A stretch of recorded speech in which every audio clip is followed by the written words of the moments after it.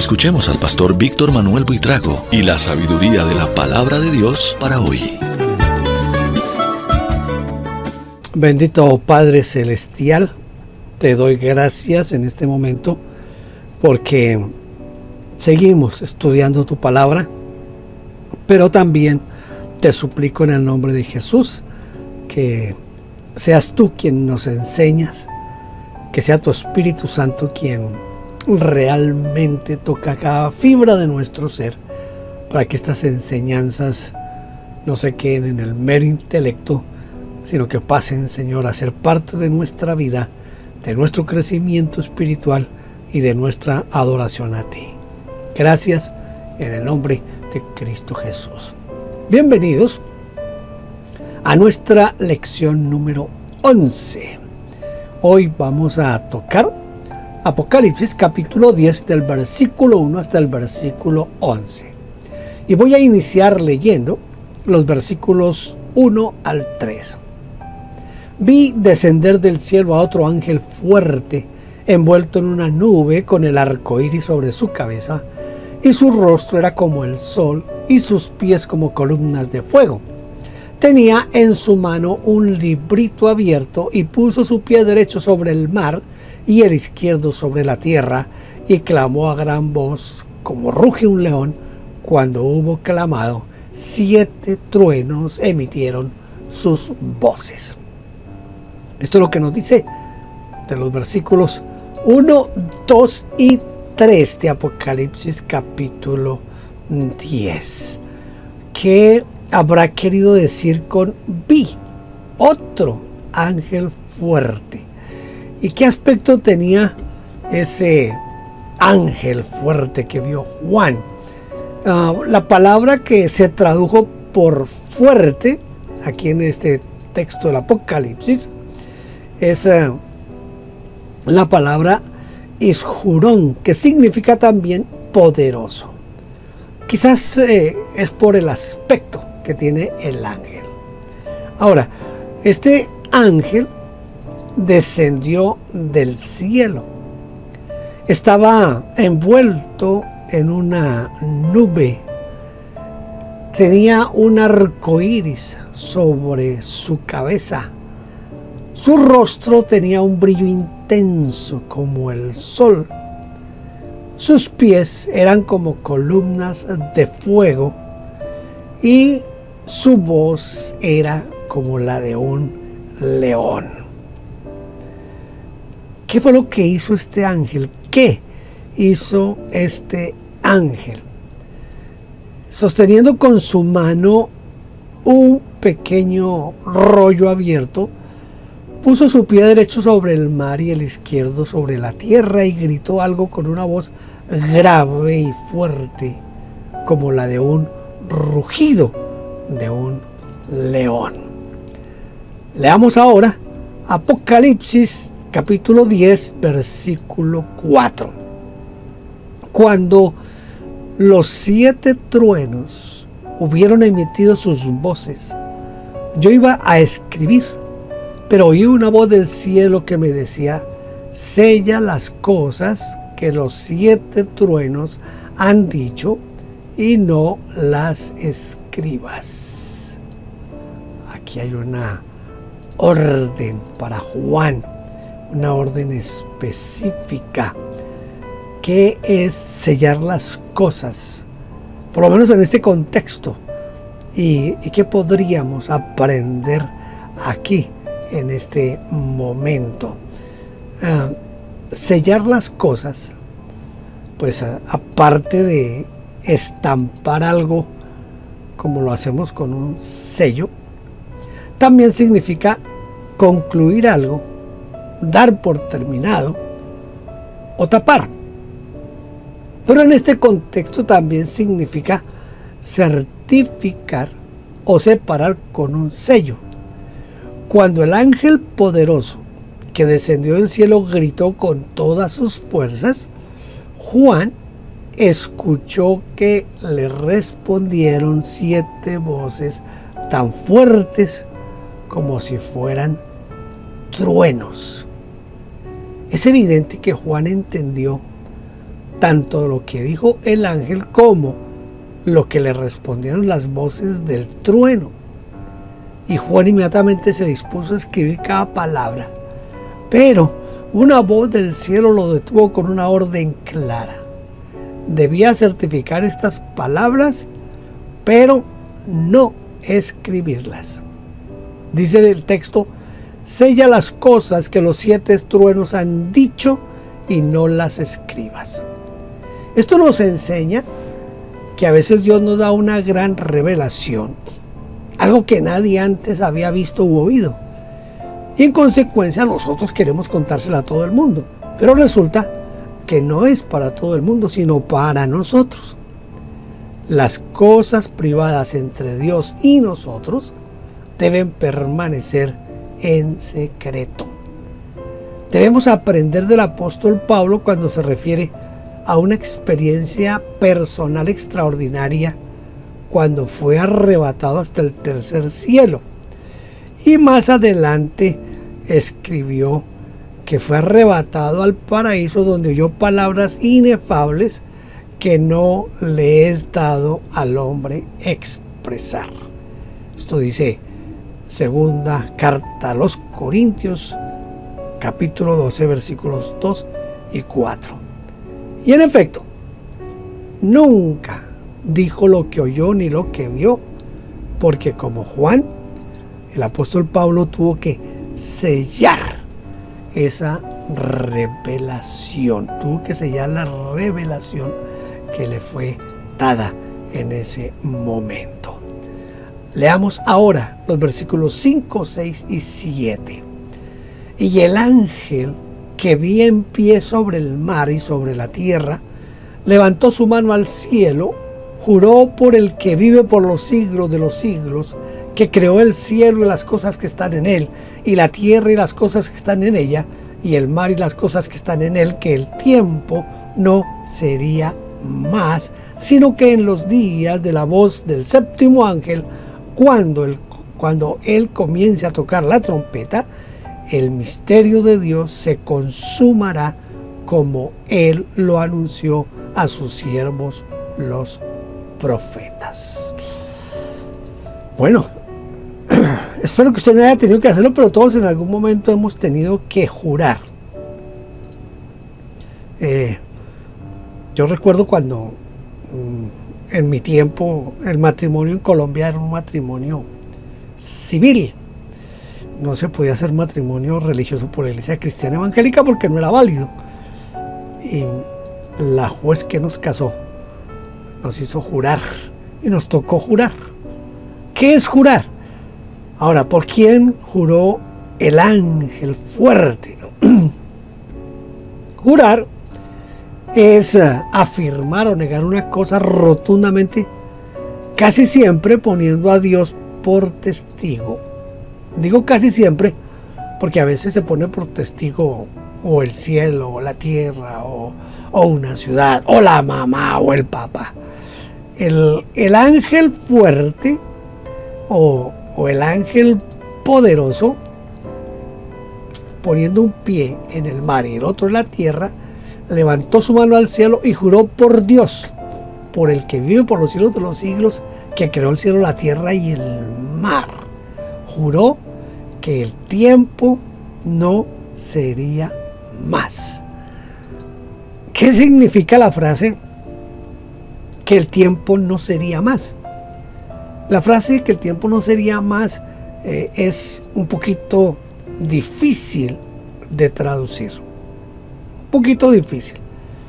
Vamos a hacer aquí algunos intentos de ver cómo nos va con estas explicaciones. Primero, para uno significa que el tiempo dejaría de existir como si fuera el comienzo de la eternidad.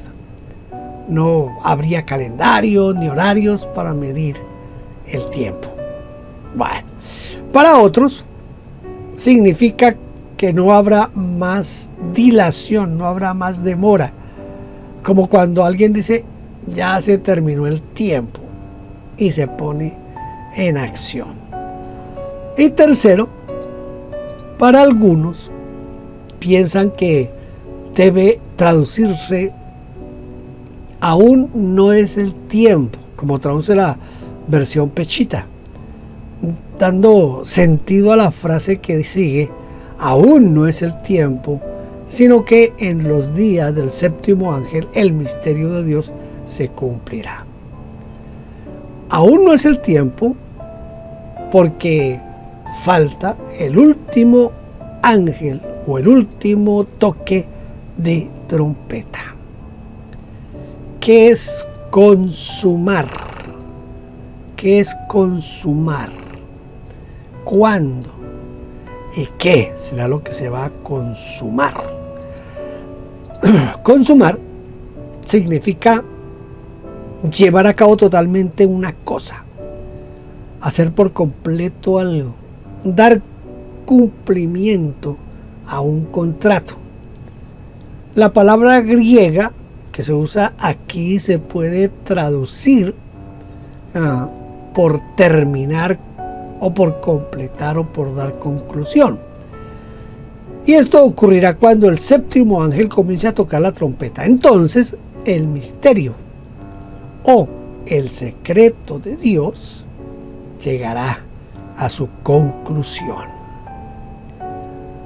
Esto nos lleva a la pregunta de cuál ha sido el misterio de Dios. El misterio de Dios fue mencionado reiteradamente por el mismo Señor Jesucristo al referirse a Él en sus enseñanzas. Y les dijo: a vosotros os es dado saber el misterio del reino de Dios, mas a los que están fuera, por parábolas, todas las cosas, dice Marcos 4:11. Segundo, el misterio de Dios fue el tema recurrente del apóstol Pablo, y de aclarar a todos cuál sea la dispensación del misterio escondido desde los siglos en Dios, que creó todas las cosas, dice Efesios capítulo 3, versículo 9.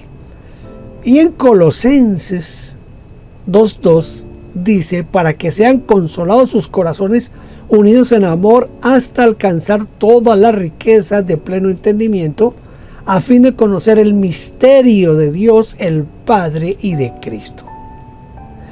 El plan de salvación de Dios está contenido en ese gran misterio. Porque la palabra misterio significa lo que no se puede explicar, no se puede comprender o no se puede descubrir. Por lo tanto, cuando el misterio de Dios llegue a la consumación, significa en ese momento, ahí en ese momento significaría que se podrá explicar, comprender y descubrir. El misterio en la consumación dejará de ser un misterio en toda su dimensión. Ya no hay más misterio. Si se descubre, pues ya no hay más misterio, ¿verdad? Vamos a leer ahora versículos 8 al 11. La voz que oí del cielo habló otra vez conmigo y dijo: ve y toma el librito que está abierto en la mano del ángel que está en pie sobre el mar y sobre la tierra. Y fui al ángel diciéndole que me diese el librito. Él me dijo: toma y cómelo.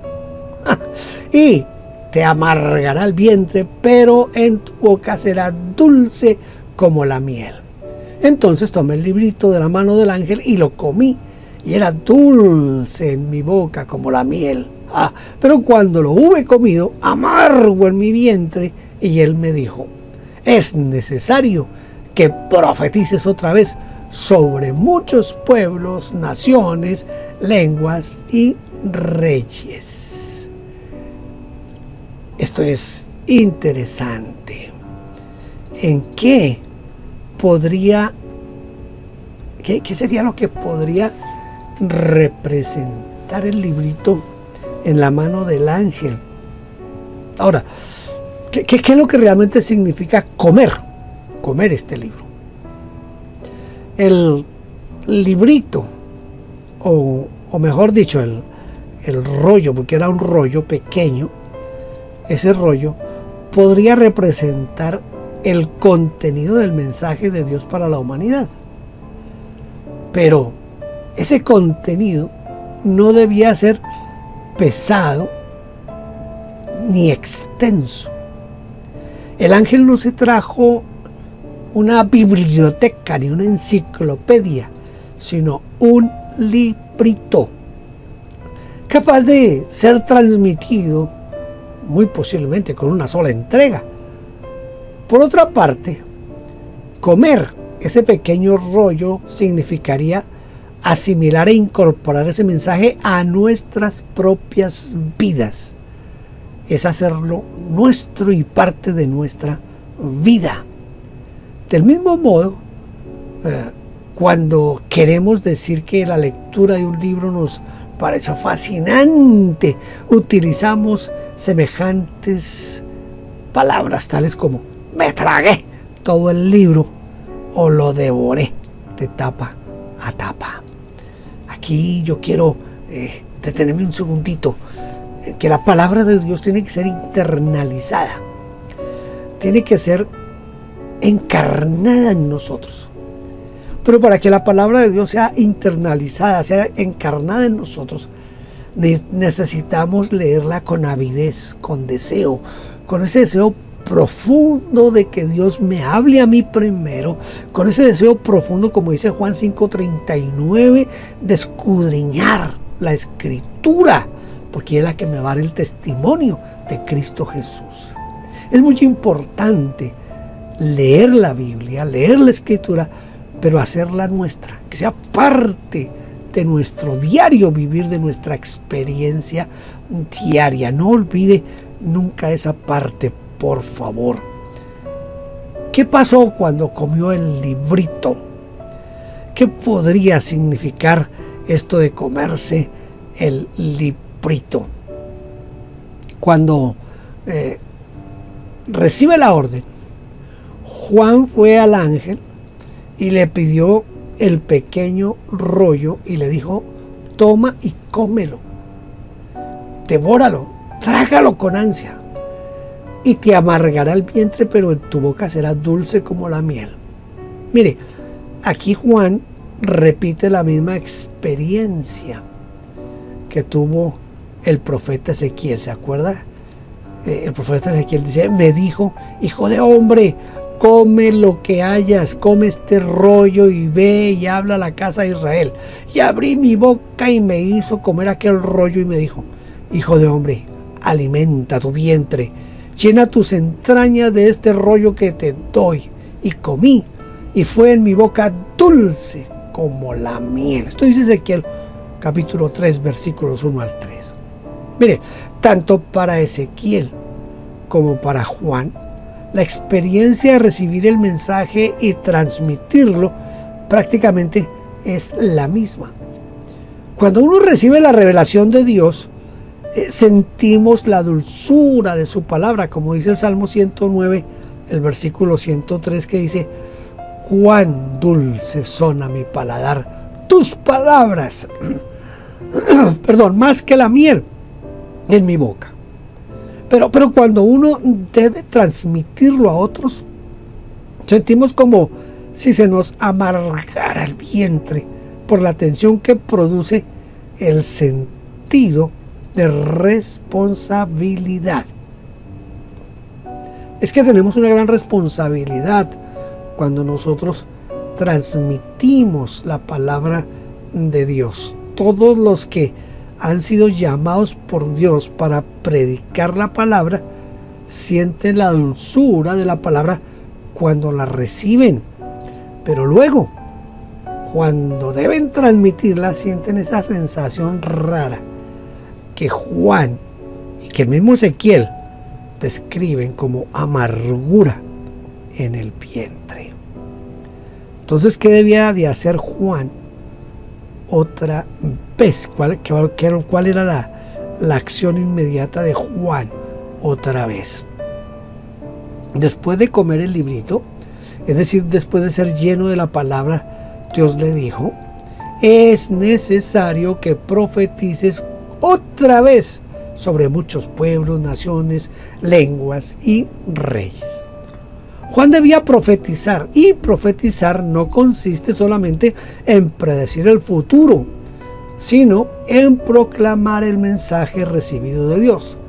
Es predicar, es dar un mensaje inspirado por el Señor. Debemos conectar el versículo 1 con el versículo 11 de este capítulo para que nos demos cuenta que el mensaje contenido en el pequeño rollo o en el librito era tan poderoso que tuvo que ser traído por un ángel poderoso. En cuanto a esto, yo quiero como que pensemos un poquito en lo que es la profecía. Estamos tan acostumbrados, especialmente en el mundo de tendencia pentecostal. Hay inclusive hasta profetas y escuelas de profetas en la actualidad. Pero la mayoría, para mí, la mayoría son falsos profetas, como los falsos apóstoles. ¿Por qué? Porque nos hemos acostumbrado a que profecía es solamente predecir el futuro. Pero en el contexto bíblico de toda la Biblia, profecía es transmitir el consejo de Dios al pueblo. Eso es profecía. Es transmitirle al pueblo lo que Dios está diciendo, lo que Dios está ordenando. Hoy en día, nosotros no necesitamos de otra profecía diferente a la que nos da la palabra de Dios, la Biblia. Por no entender eso, es que hay tantos y tantos profetas por ahí, y pululan profetas y profetizas que dicen cuantas sandeces se nos ocurre, y lo triste es que muchos creen en ese tipo de engaño y de profecía que al fin y al cabo no es ni profecía. Por eso hay que tener cuidado. Vamos a ver aquí algunos aspectos de esto. Primero, con un arco iris en la cabeza que nos recuerda el pacto de Dios con Noé después del diluvio. Ese es el cuadro que estamos viendo del ángel, ¿verdad?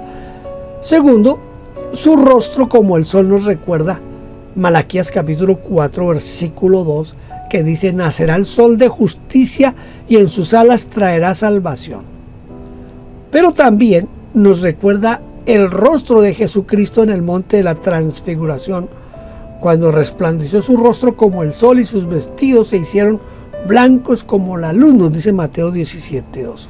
¿Y por qué no pensar también de una vez en el rostro de Moisés cuando bajó del monte y que la gente no podía ni siquiera verlo? Tercero, sus pies como columna de fuego nos recuerda la columna de fuego que acompañó al pueblo de Israel cuando salió de Egipto. ¿Se acuerdan? En la noche una columna de fuego, en el día una nube. Cuarto, al poner un pie sobre la tierra y otro sobre el mar, nos recuerda que nada, escuche, que nada debe limitar o impedir el avance del evangelio, sino que por tierra, por mar, por aire, por donde sea, debemos anunciarlo a muchos pueblos, naciones, lenguas y reyes. Y al decir que otra vez, nos recuerda que no basta que hayamos predicado muchas veces, porque es necesario que volvamos a predicar y predicar y predicar otra vez.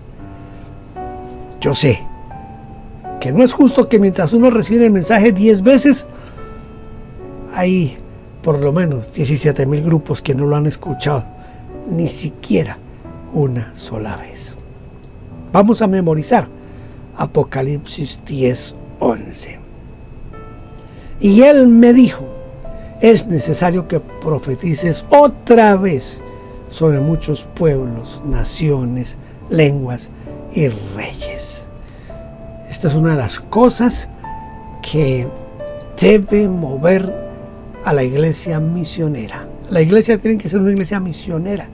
Dios dejó a la iglesia en la tierra porque la iglesia sea una iglesia misionera, para que el mundo sea salvo a través de Cristo Jesús por la predicación de la palabra.